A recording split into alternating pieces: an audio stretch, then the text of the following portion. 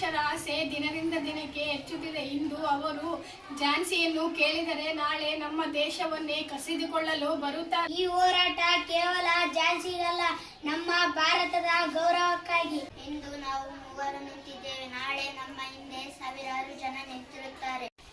ಆದರೆ ನಾವು ಮೌನವಾಗಿ ಕುಳಿತುಕೊಳ್ಳಲು ಸಾಧ್ಯವಿಲ್ಲ. ಝಾನ್ಸಿಯ ಮಣ್ಣು ಇನ್ನ ಜೀವಂತವಾಗಿದೆ. ನನ್ನ ರಾಜ್ಯವನ್ನು ಹೋರಾಡದೆ ಒಪ್ಪಿಸುವುದಿಲ್ಲ. ರಾಣಿ ಸಾಹೇಬ ಅವರು ನಮ್ಮ ರಾಜ್ಯಗಳನ್ನು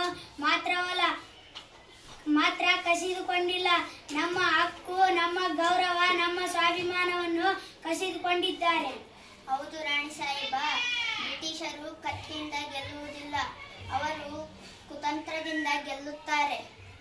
ಆದರೆ ನಾನು ರಾಣಿ ಮಾತ್ರವಲ್ಲ, ನಾನು ಜನರ ತಾಯಿ, ನಾನು ಮಣ್ಣಿನ ಕಾವಲುಗಾರ್ತಿ. ನಾನು ಝಾನ್ಸಿಗಾಗಿ ಕೊನೆಯ ಉಸಿರಿನವರೆಗೆ ಹೋರಾಡುತ್ತೇನೆ.